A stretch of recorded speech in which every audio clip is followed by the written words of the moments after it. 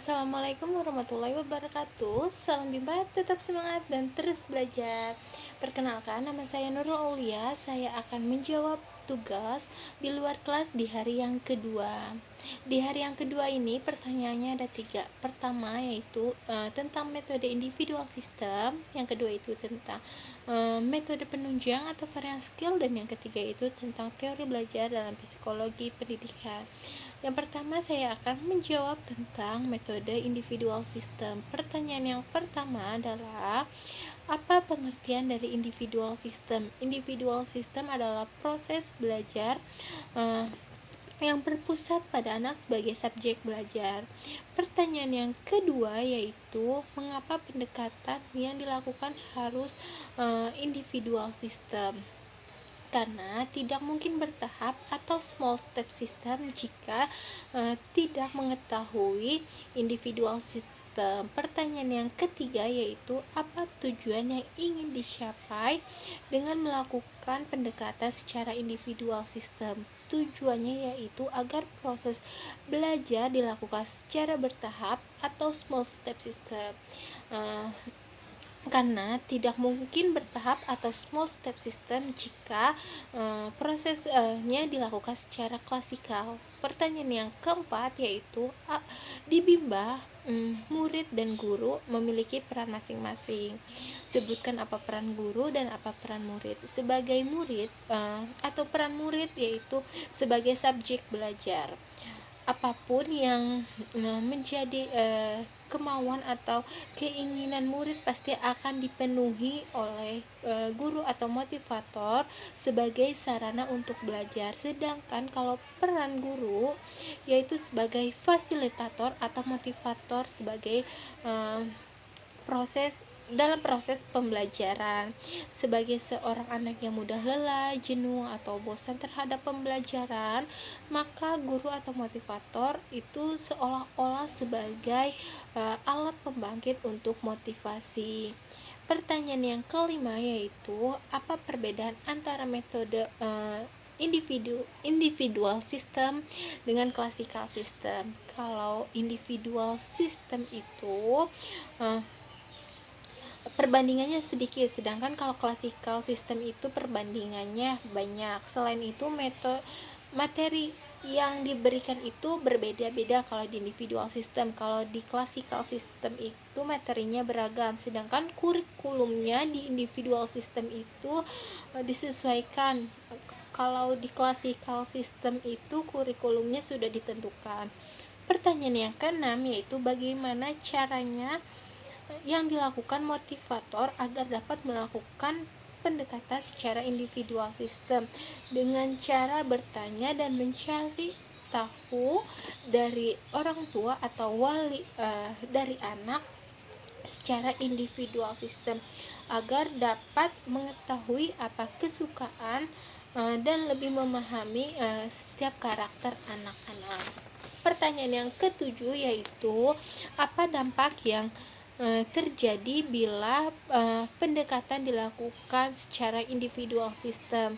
Dampaknya yaitu, motivator bisa lebih memahami karakter anak dan juga keinginan anak agar dapat tercapainya small step system. Pertanyaan yang ke-8 yaitu, apa dampak yang akan terjadi bila pendekatan dilakukan secara classical system? Dampaknya yaitu sangat sesuai untuk diterapkan dalam pembelajaran ketika anak dituntut menguasai keterampilan melalui latihan tertentu yang berpola dan berulang, mempermudah guru untuk mengontrol pembelajaran anak. Pertanyaan yang kedua ini tentang metode penunjang atau varian skill. Pertanyaan yang pertama yaitu, apa pengertian dari varian skill? Varian skill adalah kemampuan yang harus dimiliki setiap motivator dalam memvariasikan antara aspek belajar dengan kegiatan belajar lainnya. Pertanyaan yang kedua adalah, mengapa kegiatan belajar harus dilakukan divariasikan ya ibarat. karena anak mempunyai konsentrasi pendek, mudah teralih dan mudah cepat bosan pada suatu kegiatan belajar. Pertanyaan yang ketiga adalah apa tujuan yang ingin dicapai dengan memvariasikan kegiatan belajar?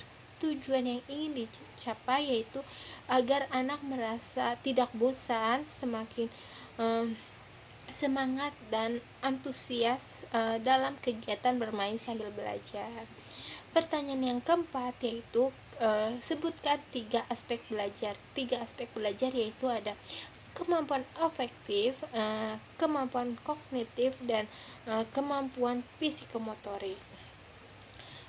Pertanyaan yang kelima adalah kegiatan apa yang termaksud dalam aspek kognitif.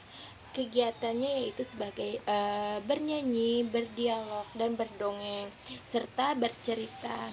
Pertanyaan yang keenam yaitu kegiatan apa yang termaksud dalam aspek afektif, yaitu kegiatan seperti membaca dan menghitung.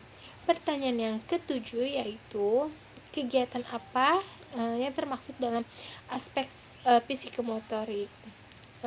Kegiatan psikomotorik itu ada 2. Yang pertama psikomotorik halus dan yang kedua itu psikomotorik kasar.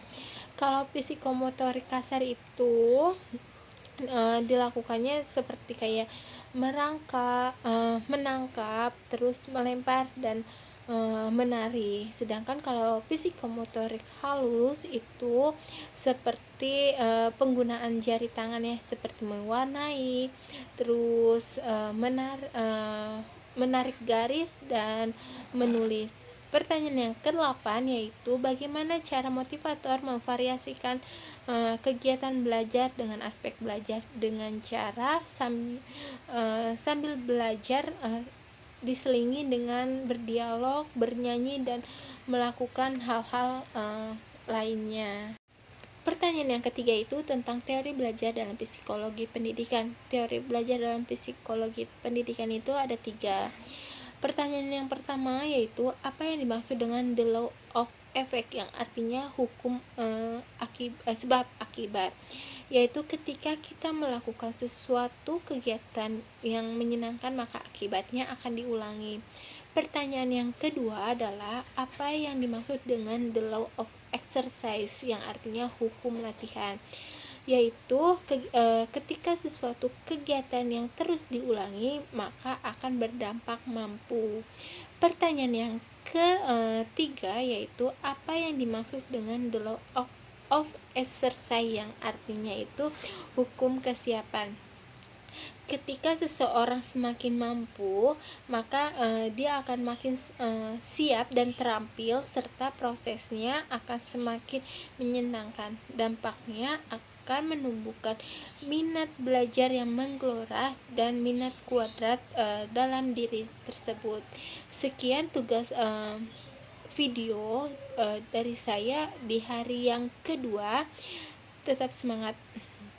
Salam Bimba, tetap semangat dan terus belajar. Terima kasih. Wassalamualaikum warahmatullahi wabarakatuh.